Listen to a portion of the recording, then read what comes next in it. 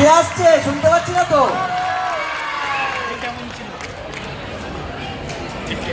সকলের প্রিয় প্রিয়ন দত্ত বঙ্গায়। সব থেকে গর্বের ব্যাপার কি, ও আমাদের নদিয়া জেলার ছেলে, ওর কিন্তু বাড়ি ধুবুলিয়ায়। আর আরেকটা কথা আমি কিন্তু বলবো, ও ইউটিউবার শুধু নয়, ও এখন অভিনেতাও। আর তার সঙ্গে আরেকটা কথা মনে রাখতে হবে, ও কিন্তু পড়াশোনাতে খুব ভালো।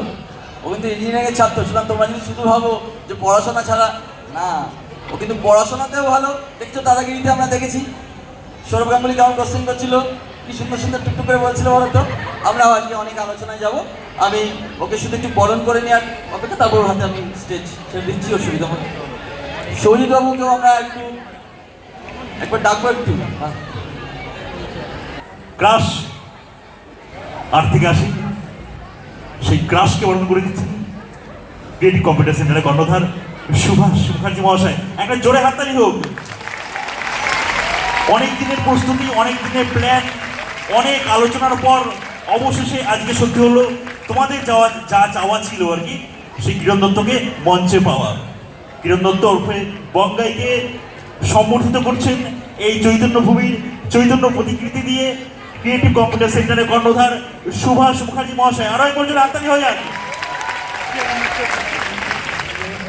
5-6 জন এসছি নবদ্বীপে আসার সময় একটা চায়ের দোকানে দাঁড়িয়েছিলাম। দিয়ে দুটো মেয়ে দেখলাম অনেক দূর থেকে দৌড়ে দৌড়ে এলো, দিয়ে বললো যে তোমার ভিডিও খুব পছন্দ করি আমরা, খুব ভালো লাগে দাদা, একটা ছবি তুলতে চাই। ছবি তুললো। দিয়ে বললো তুমি আর ওরকম কাদা কাদা ভিডিও বানাও না কেন? হ্যাঁ ভাই, কাদা কাদা স্যান্ডউইচ হয় না? এত অপমান। কিন্তু এই অপমানে আমি কিছু আজকে গল্প শেয়ার করতে চাই তোমাদের। যে ইন্টারাকশনগুলো আমি ভিডিওস বানাই, অনলাইন বাড়িতে বসে বানাই, আমার আর এই মানুষের সাথে ইন্টারাকশনটা হয় না, এবং যখন হয় তখন খুব মজার ঘটনা ঘটে। তো একবার এরকমই আমি মলে ঘুরছি, কলকাতায় এমনি লোকে মলে ঘুরে, কেন জানি না, কোনো মানে ঠাকুর দেখার মতো, এমনি কোনো কাজ নেই, বিকেল সন্ধ্যাবেলায় মলে আমি নেই। তো আমি এরকম ঘুরছি, তো আবার দুটো মেয়েদের সাথে কেন হয় ঘটনাগুলো আমি জানি না। তো ওরা এসে বলছে যে excuse me, one photo can please. Of course, আমি তো ফ্যানদের জন্যই বাঁচি, আমার এই রক্ত মাংসের শরীরটা ফ্যানদের জন্য, অবশ্যই পারবো। মোবাইলটা এগিয়ে দিয়েছে, আমি মোবাইল নিয়েছি, সেলফি তুলতে গেছি, বলছে না না জাস্ট টু অফ আস। তারপর আমি অনেকক্ষণ পরে রিয়েলাইজ করলাম যে ওরা চেনেও না আমায়, ওরা ওদের ছবি তুলে দিতে বলছিল আমায়। আমি ভেবেছি যে আমার সাথে হয়তো তুলতে চেয়েছে, তাই আমি বললাম যে ও আচ্ছা আচ্ছা। তারপর দেখলাম হিন্দি বলছে, ওরা বাংলা বোঝে না খুব একটা, তাই হয়তো চেনে না, যাই হোক। তারপরে আরও এরকম অপমানের খেলা শেষ হয় না। আমি একবার আমার একটা বন্ধুর বাড়ি রামপুরহাটে গেছিলাম, সেখানে দুর্গাপূজার সময়। তো আমার বন্ধুর মিষ্টির দোকান বেসিক্যালি। তো আমি ওর বাড়িতে গেলে এরকম র্যান্ডাম ওদের দোকানে যা যা পাওয়া যায়, কালোজাম, রসগোল্লা সব খেতে থাকি চুপচাপ। ওদের দোকানে একজন শ্যামল বলে একজন কাজ করে, এসে খুব ভালো চোখে আমায় দেখছে না, সারা কোথা থেকে এলো, কে যাচ্ছি কেন এলো, কেন খাচ্ছে আমাদের দোকান থেকে। আমি ওদের এক্সপ্লেন করছি না, খেয়ে যাচ্ছি, দেখছি যে খুব রাগে চোখেই তাকাচ্ছে। সন্ধ্যাবেলা আবার দুটো মেয়ে এসেছিল, তারা ছবি তুলেছে। শ্যামল দেখেছে ব্যাপারটা, শ্যামল দেখেছে তবে কেউ একজন হনু আছে এই লোকটা, এর সাথে খাতিরটা করতে হবে। তারপর দেখছি কিছু বলছে না, মিষ্টি খাচ্ছি। পরের দিন সকালবেলা আমি ঘুম থেকে উঠেছি, দেখছি শ্যামল আর ওর 3টে বন্ধু, একজনের চুল গেরুয়া, একজনের লাল, একজন সবুজ, মানে বিজেপি সিপিএম তৃণমূল। তো ওরা বলছে যে দাদা ওঠো, তোমার খুব বড় ফ্যান আমরা, হ্যাঁ আমরা এসেছি। ও যেই শ্যামল বললো যে তোমার সাথে তুমি এখানে আছো কদিন, আমরা ছবি তুলতে এসেছি। আমি ঠিক আছে, আবার ফ্যানদের জন্য তোমার রক্ত মাংসের শরীর হয়। আমি উঠে ছবি তুলেছি। বলছে যে তুমি কি করো টিকটক? না, এইটা তাও এই অপমানটা নেওয়া যায়। পাশে একজন বলছে যে একজনকে জিজ্ঞেস করছি কি এখন তুলে না, পরে বাড়ি গেলে তা ঠিক আছে। এবার একটা এরকম সময় ওই রামপুরহাটে একজন ছবি তুলতে এসে বলছে দাদা কাঁধে হাত দাও না। আর হ্যাঁ দিচ্ছি, মানে এটা কি কোনো বিশেষ কারণ আছে? বলছে না, অনেক ক্লোজ লাগে, বন্ধুদের যখন দেখাই তখন ভাববে কি তোমার ক্লোজ সম্পর্ক। তাই আমি যে বেশি ক্লোজ দেখানো কোথায় দিতে বলি ভাই। যাই হোক, কিন্তু আমার মনে হয় যে সেলফি বা ছবি তোলার ব্যাপারে মেয়েরা একটু বেশি মানে তো মেয়েরা কি করে, একটা মানে ওদের গ্রুপ সেলফিতে হয় না। ছেলেরা যেমন কোনো ব্যাপার না, একসাথে 5 জন ছবি তুলে নেবে, 10 জন ছবি তুলে নেবে, একজনের হাফ কাটা গেলেও কোনো অসুবিধা নেই। সব সিঙ্গেল চাই ভাই। তারপরে আলো ধরো ঠিক চাই, অ্যাঙ্গেল ঠিক চাই, তো এরকম সময় আমি একবার ইয়ে থেকে হাওড়া স্টেশন থেকে এনজিপি যাচ্ছি, তো একটা মেয়ে এরকম বলছে আমি মানে ট্রেন চলে এসছে, আমি যাবো তো বলছে, একটা ছবি তুলবো, আমি বলছি অফকোর্স। যেরকম ছবি ক্লিক করলো, দেখলাম 20 সেকেন্ড একটা টাইমার, ট্রেনটা চলে যেতে দেখলাম আমার সঙ্গে।